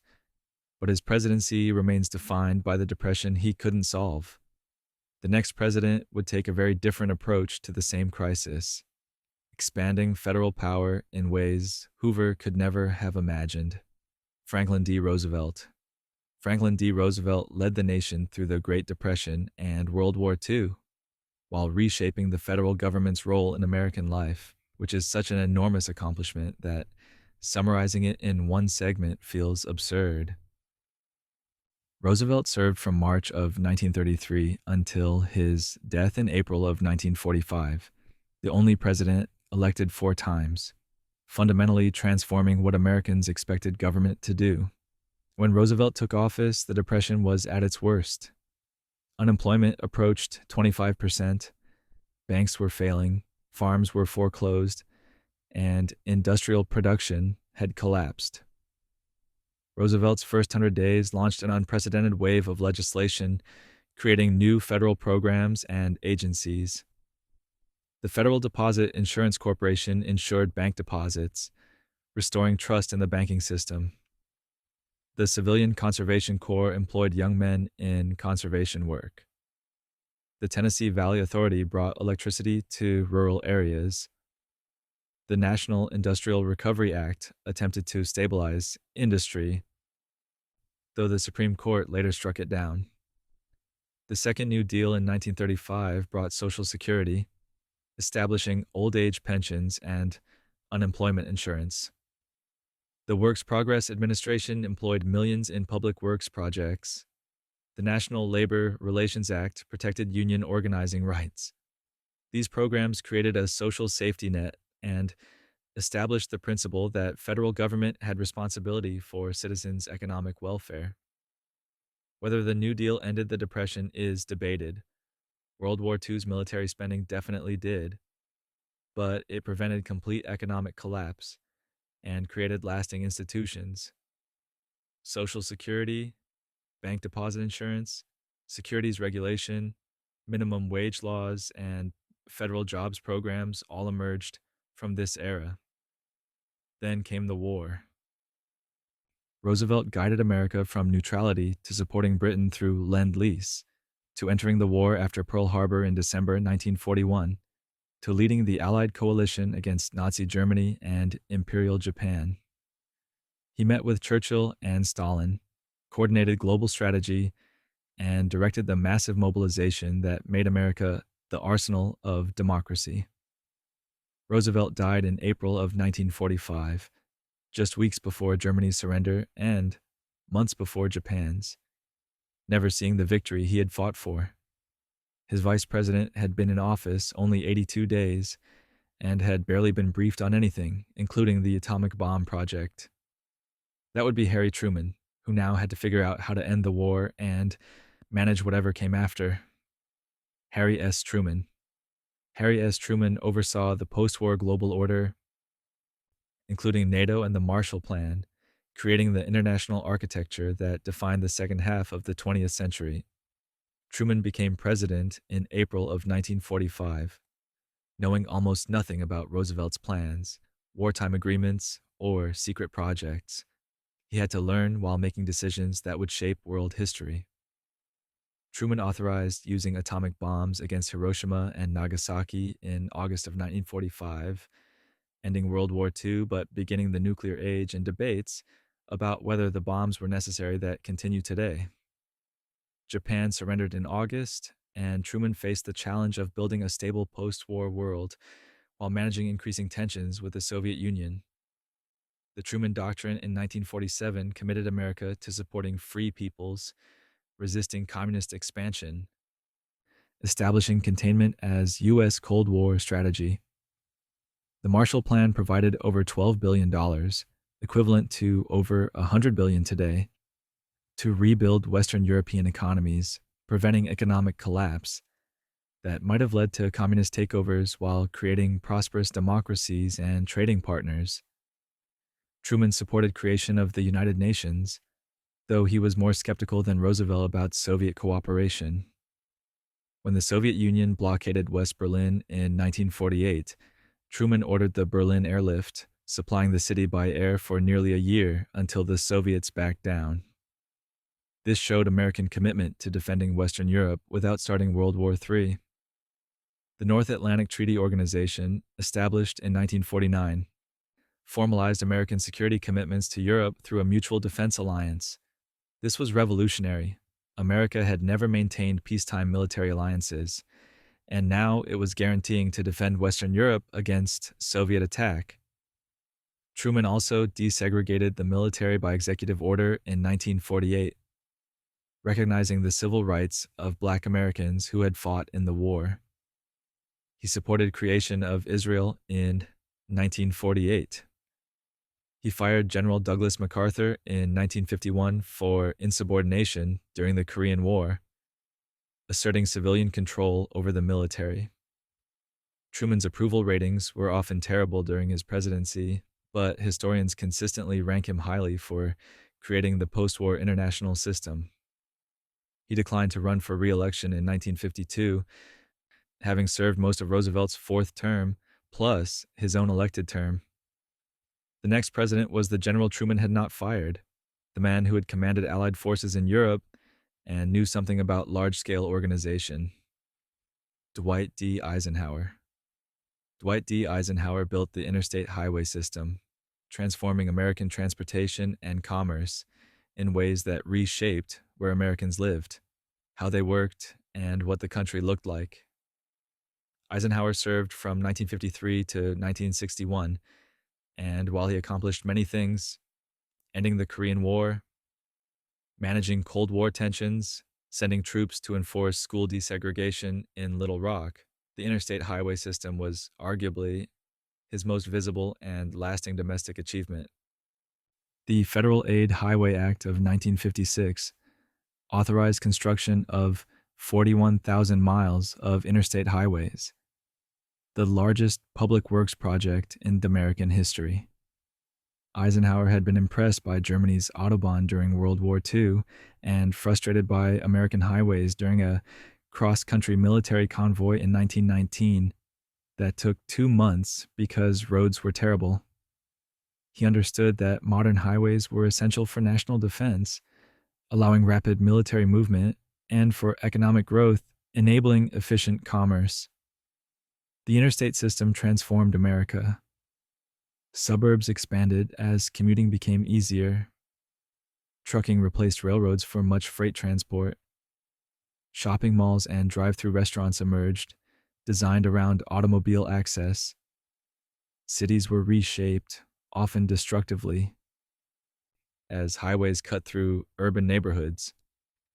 Travel became faster and easier, with standardized roads replacing the chaotic mix of local routes. The system took decades to complete, but Eisenhower's administration began the project that would define American transportation. Eisenhower governed as a moderate Republican, balancing budgets while maintaining New Deal programs, warning against the military-industrial complex while building up nuclear weapons, supporting civil rights cautiously while avoiding alienating Southern Democrats.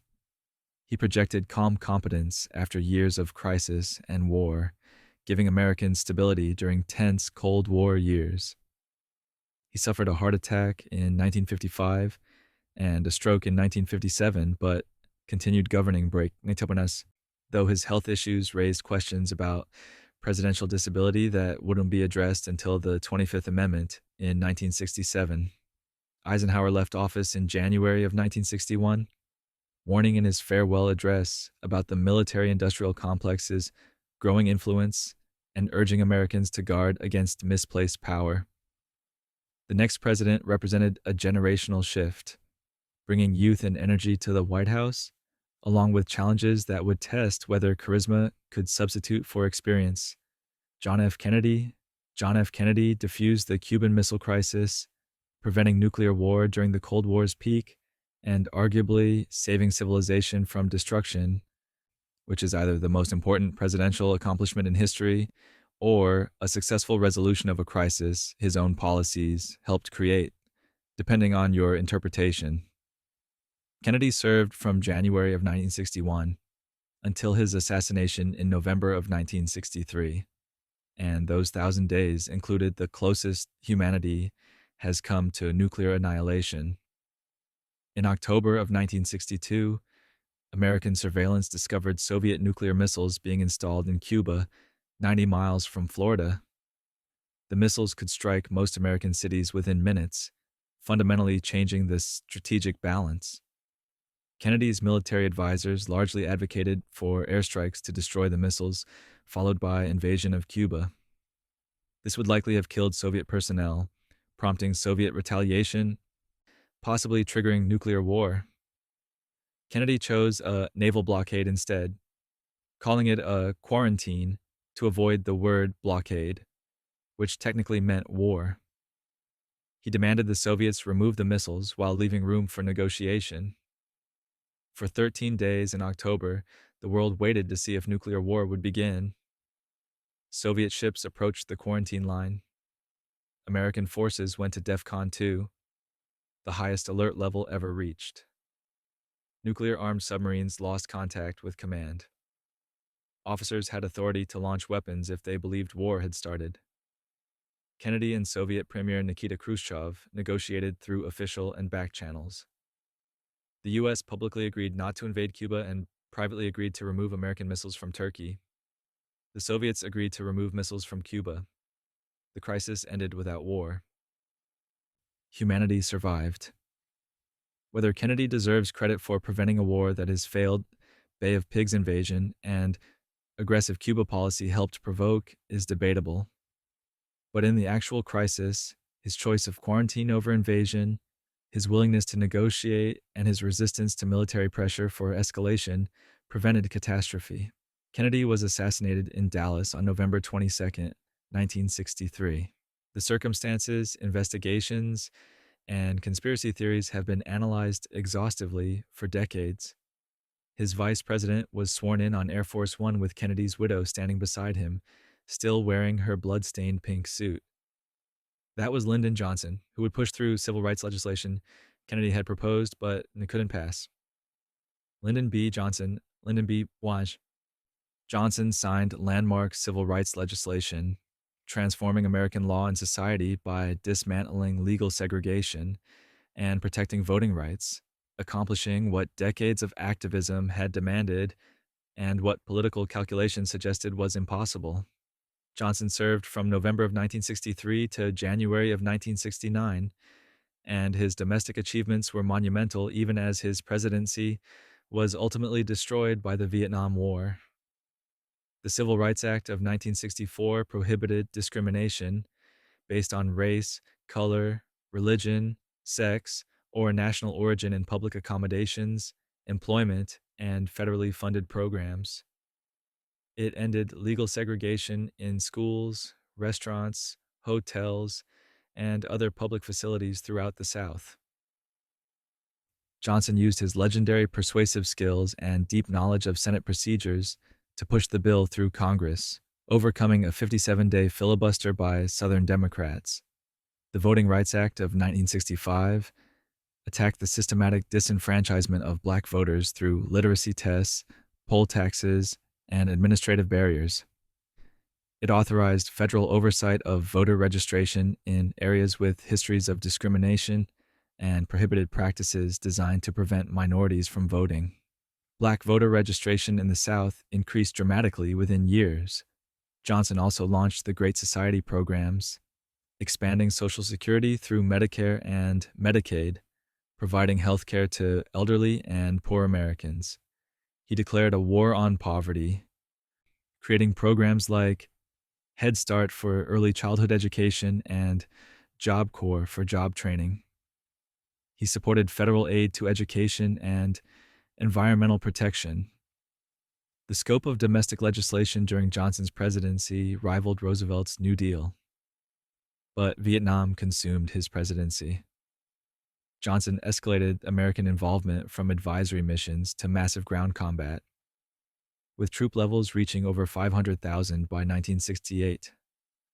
The war became increasingly unpopular, protests intensified, and Johnson's presidency was trapped between military demands for more troops and public demands for withdrawal. In March of 1968, facing primary challenges and declining popularity, Johnson announced he would not seek re-election, stunning the nation. He left office in January of 1969, his civil rights legacy secure, but his presidency overshadowed by the war he couldn't end. The next president won election by promising to end that war and restore order to a divided country. Richard Nixon.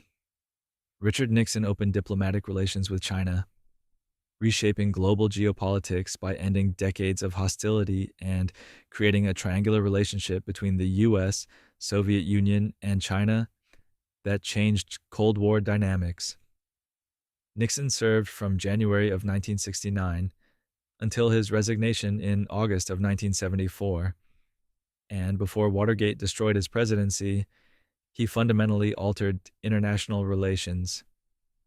The United States and Communist China had been hostile since the Chinese Revolution in 1949. America refused to recognize the People's Republic, instead supporting the nationalist government in Taiwan as China's legitimate government. Diplomatic contact was minimal. The Korean War and Vietnam War had put the countries on opposite sides of Asian conflicts. Nixon, advised by Henry Kissinger, saw opportunity in the Sino-Soviet split that had divided the communist world. In July of 1971, Kissinger secretly visited Beijing, meeting with Chinese Premier Zhou Enlai to arrange a presidential visit. In February of 1972, Nixon traveled to China, meeting with Mao Zedong and Zhou Enlai, touring the Great Wall and beginning normalization of relations. The Shanghai Communique acknowledged the One China principle while allowing continued U.S. relations with Taiwan. This opening reshaped global politics. It gave America leverage against the Soviet Union, which now faced potential cooperation between its two major adversaries. It gave China international legitimacy and access to American trade and technology. It demonstrated that ideological enemies could engage in pragmatic diplomacy when interests aligned. Nixon also pursued détente with the Soviet Union, signing the Strategic Arms Limitation Treaty in 1972 to limit nuclear weapons. He withdrew American forces from Vietnam, though the war continued until 1975. He established the Environmental Protection Agency and signed legislation creating Occupational Safety and Health Administration. Then came Watergate. The break-in at Democratic National Committee headquarters, the cover-up, the Saturday Night Massacre when Nixon fired the special prosecutor, the Supreme Court ruling he must release tapes, the revelation that he had ordered the FBI to stop investigating, the House Judiciary Committee approving articles of impeachment. Nixon resigned on August 9, 1974, the only president to do so. His vice president, Gerald Ford, became president without ever being elected to national office, facing the task of restoring trust in government after the greatest constitutional crisis since the Civil War. Gerald Ford restored stability and trust after Watergate through peaceful transition, serving as president from August of 1974 to January of 1977, and demonstrating that American democracy could survive even the resignation of a president. Ford became president under extraordinary circumstances. He had been appointed vice president after Spiro Agnew resigned, making him the only person to serve as both vice president and president, without being elected to either office. Ford's first significant act was pardoning Nixon in September of 1974 for any crimes he might have committed while president. This was deeply unpopular and probably cost Ford the 1976 election. But Ford believed a lengthy trial of Nixon would paralyze the country, prevent healing, and turn the presidency into a spectacle. The pardon allowed the nation to move forward, though many viewed it as unjust that Nixon faced no consequences. Ford's main accomplishment was simply being normal, competent, and honest. After the chaos of Watergate, he was unpretentious, accessible, and straightforward. He made his own breakfast and answered his own phone sometimes. He pardoned Vietnam draft evaders, promoting reconciliation after the divisive war. He continued détente with the Soviet Union and maintained American alliances. The economy struggled during Ford's presidency with inflation and recession, combining into stagflation that defied traditional economic solutions. Ford's Whip Inflation Now campaign, featuring win buttons, became a symbol of ineffective economic policy.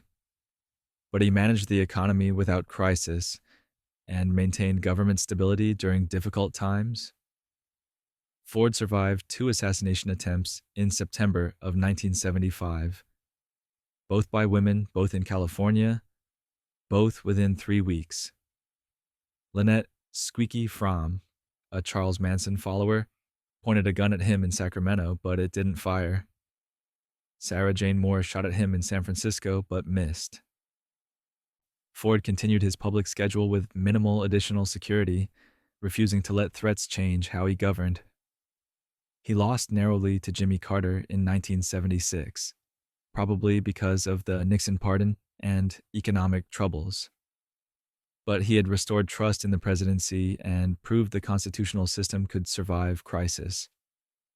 The next president would focus his efforts on international peace, particularly in a region that had known little of it. Jimmy Carter. Jimmy Carter brokered the Camp David Accords, advancing lasting peace in the Middle East by bringing together Egyptian President Anwar Sadat and Israeli Prime Minister Menachem Begin for negotiations that produced the first peace treaty between Israel and an Arab nation. Carter served from January of 1977 to January of 1981, and while his presidency faced numerous challenges, the Camp David Accords represented a diplomatic achievement that reshaped Middle Eastern politics. Egypt and Israel had fought multiple wars since Israel's founding in 1948. The 1973 Yom Kippur War had been particularly devastating. Despite UN ceasefire arrangements, no formal peace existed, and another war seemed inevitable. Carter made Middle East peace a priority, inviting Sadat and Begin to Camp David, the presidential retreat in Maryland, in September of 1978. The negotiations lasted 13 days. Carter shuttled between cabins, mediating disputes, proposing compromises, and sometimes simply keeping the leaders talking when they wanted to leave. The discussions covered Israeli withdrawal from the Sinai Peninsula, which Israel had occupied since 1967, Egyptian recognition of Israel, Palestinian autonomy frameworks, and security arrangements. The resulting Camp David Accords led to the Egypt-Israel Peace Treaty in March of 1979. Israel returned the Sinai to Egypt. Egypt recognized Israel's right to exist and established diplomatic relations. The two countries have maintained peace since, despite regional conflicts and political changes. Sadat and Begin shared the Nobel Peace Prize in 1978 for their courage in pursuing peace. Carter's presidency also emphasized human rights in foreign policy, promoted energy conservation during oil crises, and established the Department of Energy and Department of Education. But he faced serious challenges. The Iranian Revolution in 1979 led to the hostage crisis, with 52 Americans held for 444 days. A rescue attempt in April of 1980 failed catastrophically. High inflation and unemployment plagued the economy. The Soviet invasion of Afghanistan in December of 1979 increased Cold War tensions. Carter lost re-election to Ronald Reagan in 1980 in a landslide. But his post-presidency humanitarian work and commitment to peace through the Carter Center enhanced his legacy beyond his presidency. The next president would take a very different approach to the Soviet Union and the Cold War. Ronald Reagan. Ronald Reagan helped bring the Cold War to a close through diplomacy combined with military pressure, navigating the delicate balance between confronting Soviet power and negotiating arms reductions that would ultimately lead to the peaceful end of the superpower conflict. Reagan served from January of 1981 to January of 1989, and his presidency fundamentally changed American politics and international relations. Reagan took a hard line against the Soviet Union initially, calling it an evil empire in March of 1983 and pursuing a massive military buildup, including the Strategic Defense Initiative, a proposed missile defense system critics called Star Wars. This increased pressure on the Soviet economy, which struggled to match American military spending while dealing with internal problems. But Reagan also proved willing to negotiate when opportunity arose. When Mikhail Gorbachev became Soviet leader in 1985, pursuing reforms through glasnost and perestroika, Reagan engaged in serious diplomacy. The two leaders met at Geneva in 1985, Reykjavik in 1986, Washington in 1987, and Moscow in 1988.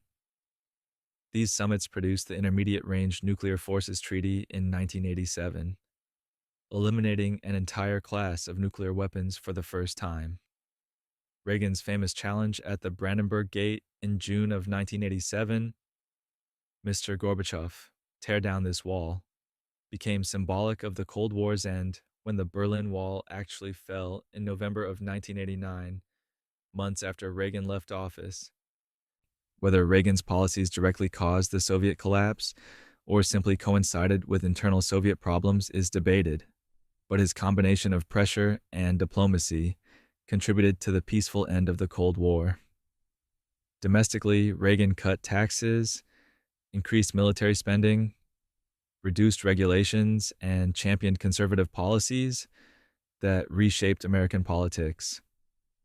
His presidency also saw the Iran-Contra scandal, in which administration officials secretly sold weapons to Iran and used proceeds to fund Nicaraguan rebels despite congressional prohibition.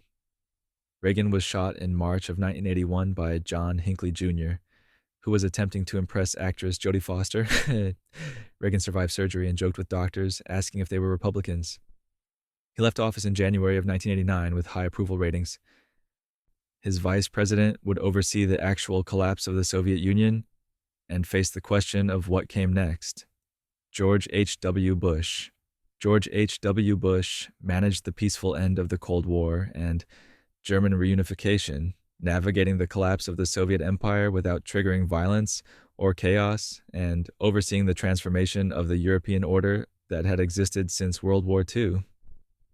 Bush served from January of 1989 to January of 1993, and his presidency witnessed changes that would have seemed impossible just years earlier. The Berlin Wall fell in November of 1989. Eastern European communist governments collapsed through largely peaceful revolutions. The Soviet Union itself dissolved in December of 1991, breaking into 15 independent nations. Bush managed American response to these dramatic changes carefully, supporting reform while avoiding triumphalism that might provoke Soviet hardliners or humiliate Russia.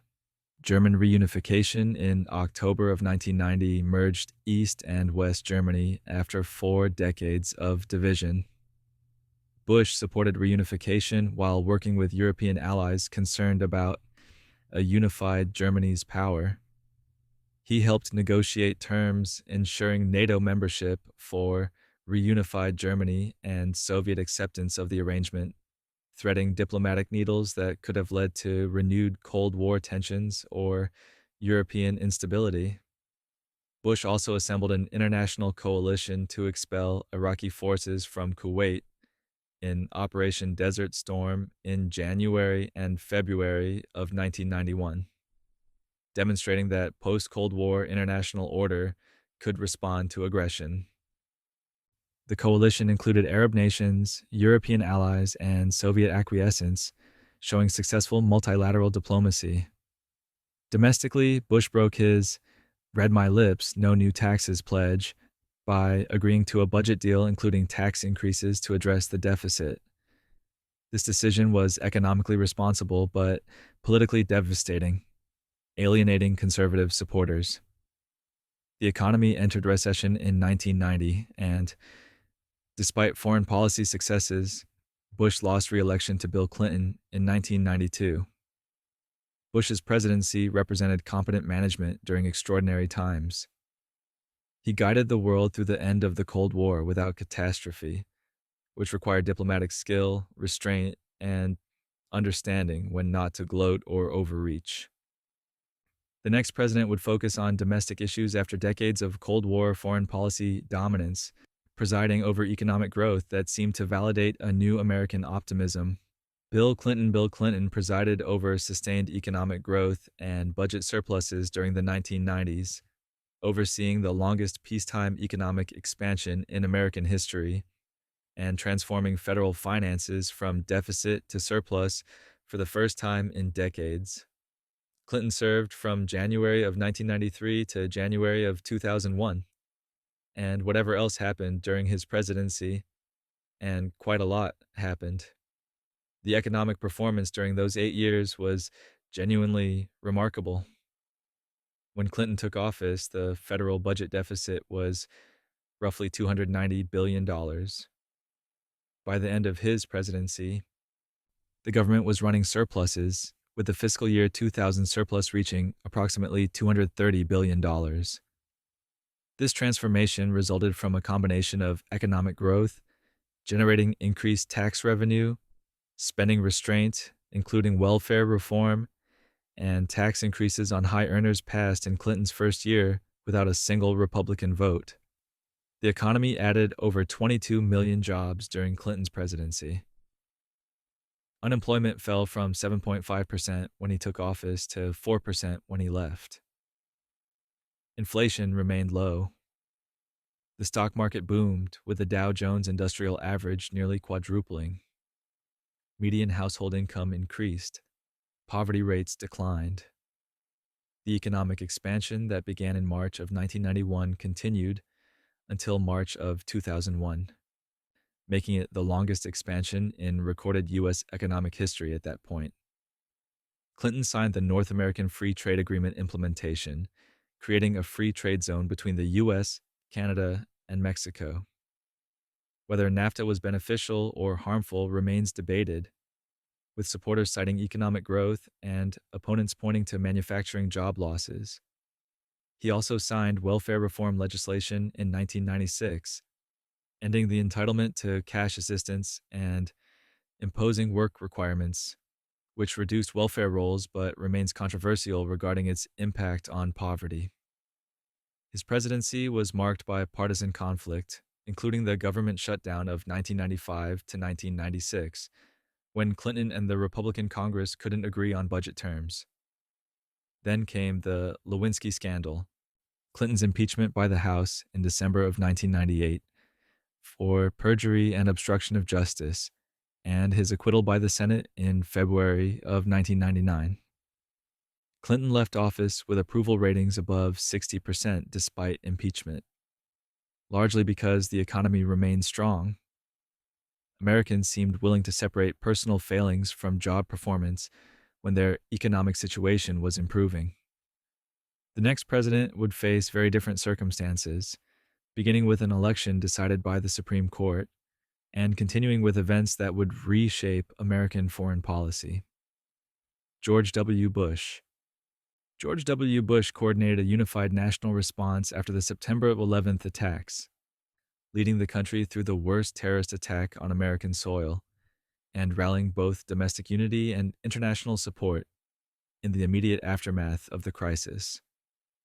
Bush served from January of 2001 to January of 2009, and the terrorist attacks on September 11th, 2001 fundamentally defined his presidency. Bush had taken office after the closest presidential election in modern history, losing the popular vote to Al Gore, but winning the Electoral College after the Supreme Court stopped the Florida recount in Bush versus Gore. His presidency began under questions of legitimacy and focused initially on domestic policy, including tax cuts and education reform. Then, on the morning of September 11, 2001, 19 al-Qaeda terrorists hijacked 4 commercial airlines. 2 planes struck the World Trade Center towers in New York, causing both towers to collapse. 1 plane hit the Pentagon. The 4th crashed in Pennsylvania after passengers fought the hijackers. Nearly 3,000 people died. The deadliest attack on American soil since Pearl Harbor. Bush's immediate response coordinated federal agencies, secured airspace by grounding all flights, and addressed the nation that evening from the Oval Office. 3 days later, he visited Ground Zero in New York, speaking through a bullhorn to rescue workers in an unscripted moment that became iconic. When someone shouted they couldn't hear him, Bush replied, "I can hear you. The rest of the world hears you. And the people who knocked these buildings down will hear all of us soon." Bush built an international coalition for the war in Afghanistan, launching military operations in October 2001 to destroy al-Qaeda and remove the Taliban government that had harbored them. NATO invoked Article 5 for the first time, treating the attack on America as an attack on all members. Congressional authorization for military force passed with only 1 dissenting vote. The unified response didn't last. The Iraq War, beginning in March of 2003, based on claims about weapons of mass destruction that proved incorrect, became deeply divisive. Hurricane Katrina's devastated response in August of 2005 undermined confidence in federal competence. The financial crisis and Great Recession, beginning in 2007, collapsed the economy.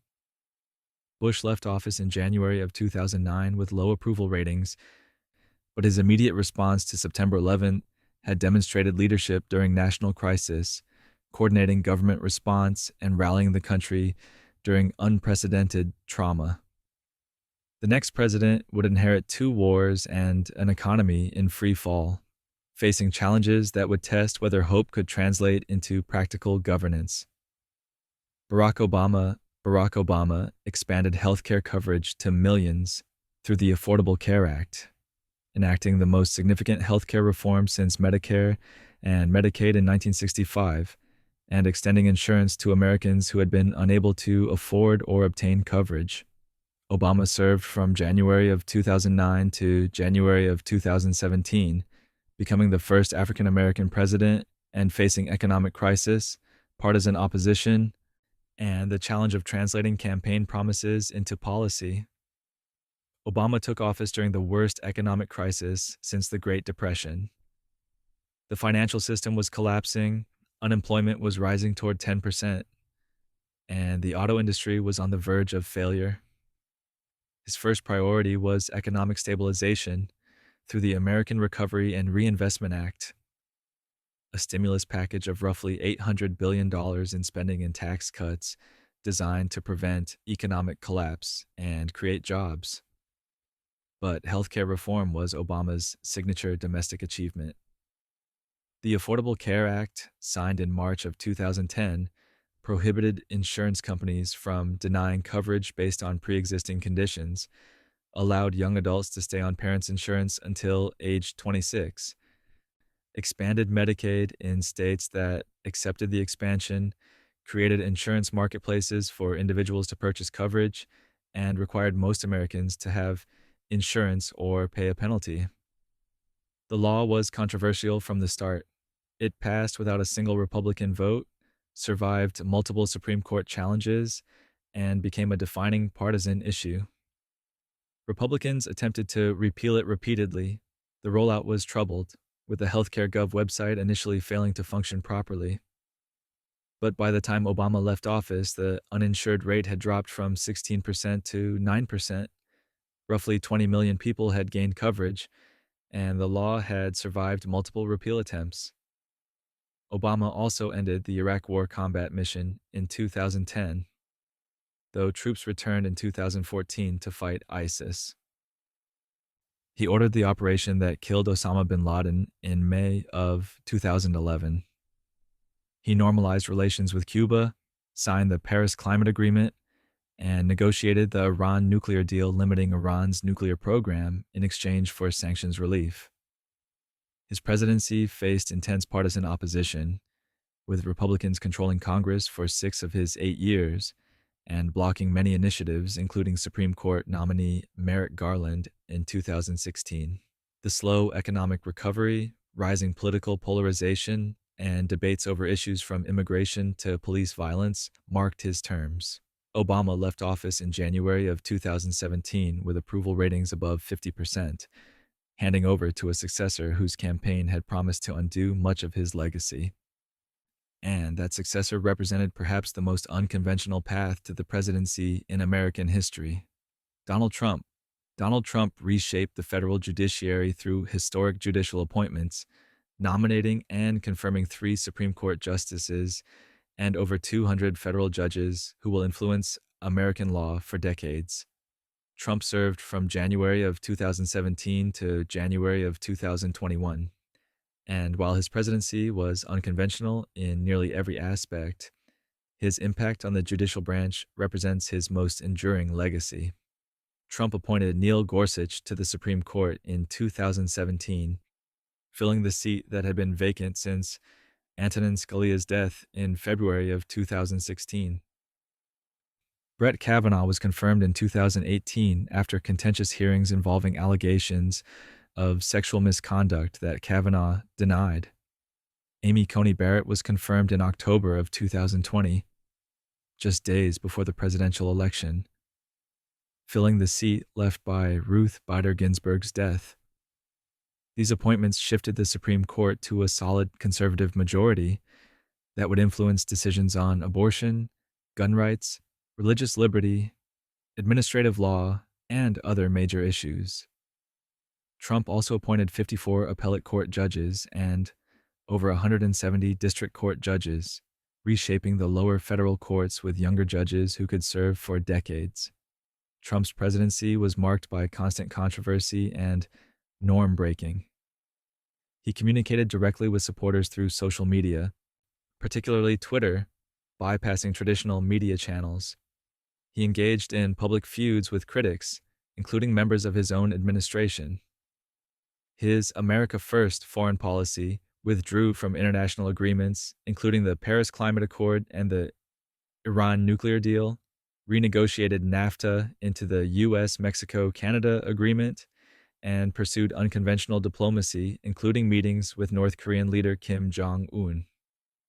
The economy was strong for most of Trump's presidency, with low unemployment and stock market gains, until the COVID-19 pandemic hit in early 2020, causing the worst economic collapse since the Great Depression.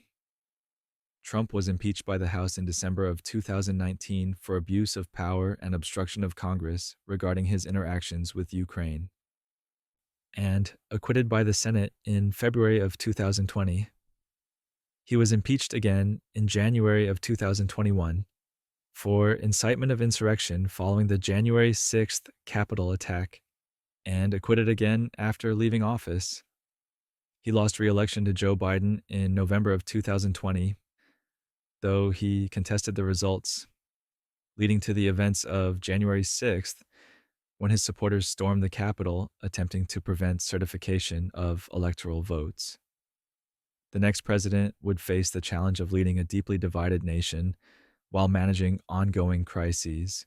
Joe Biden passed major infrastructure and economic investment legislation after decades of political stalemate, enacting spending on roads, bridges, broadband, clean energy, and manufacturing that represented the most significant federal infrastructure investment since the interstate highway system. Biden became president in January of 2021, the oldest person to assume the office at age 78. Facing a pandemic, economic crisis, and political divisions intensified by the January 6th Capitol attack just 2 weeks before his inauguration.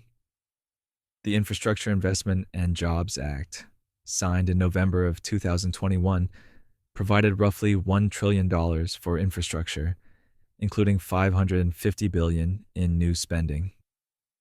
It funded repairs to roads and bridges, expanded broadband internet access to rural areas, improved public transit, modernized airports and ports, and invested in clean water infrastructure, including replacing lead pipes. The CHIPS and Science Act, signed in August of 2022, provided $52 billion in subsidies for domestic semiconductor manufacturing and research, aiming to reduce dependence on foreign chip production and strengthen American technological competitiveness. The Inflation Reduction Act, signed the same month, invested in clean energy, allowed Medicare to negotiate some drug prices, and aimed to reduce the deficit while addressing climate change. These bills represented major federal investments that had been discussed for years but blocked by partisan gridlock, spending concerns and disagreements over priorities. Biden achieved passage through narrow Democratic majorities in Congress, though the infrastructure bill received some Republican support, demonstrating possible bipartisan cooperation. Biden's presidency also oversaw the chaotic withdrawal from Afghanistan in August of 2021, ending America's longest war but resulting in the Taliban's return to power and desperate scenes at Kabul airport. He coordinated the international support for Ukraine after Russia's invasion in February of 2022, providing military aid and rallying NATO unity. The economy recovered from the pandemic recession with strong job growth, but inflation rose to levels not seen in decades, reaching 9.1% in June of 2022 before declining. Biden faced criticism over immigration policy, student loan forgiveness plans blocked by courts, and questions about his age and fitness for a second term. In July of 2024, after a difficult debate performance raised concerns about his capabilities, Biden announced he would not seek re-election, instead endorsing Vice President Kamala Harris. And so the story continues, with each presidency building on what came before, solving some problems while creating others, demonstrating that democracy is always unfinished business, requiring constant work from imperfect people trying to form a more perfect union. And that brings us to the present, to a story that's still being written with every election, every crisis, every decision made in the White House. 46 presidents, 46 people who took an impossible job that ages you rapidly, pays less than most CEO positions, and guarantees that roughly half the country will always think you're doing it wrong. And yet, somehow, each one found a way to accomplish something meaningful. They preserved the Union, ended wars, built highways, opened trade, protected rights, and occasionally just kept the government functioning when everything seemed to be falling apart. Were they all great? No. Were they all good? Definitely not. But they all mattered. So the next time you think about the presidency and wonder how we've made it this far as a democracy, just remember, George Washington voluntarily gave up power when he could have kept it forever. And that single decision set a precedent so strong that it's still shaping how we govern ourselves 235 years later. Sleep well, and be grateful you'll never have to decide whether to start a nuclear war before your morning coffee.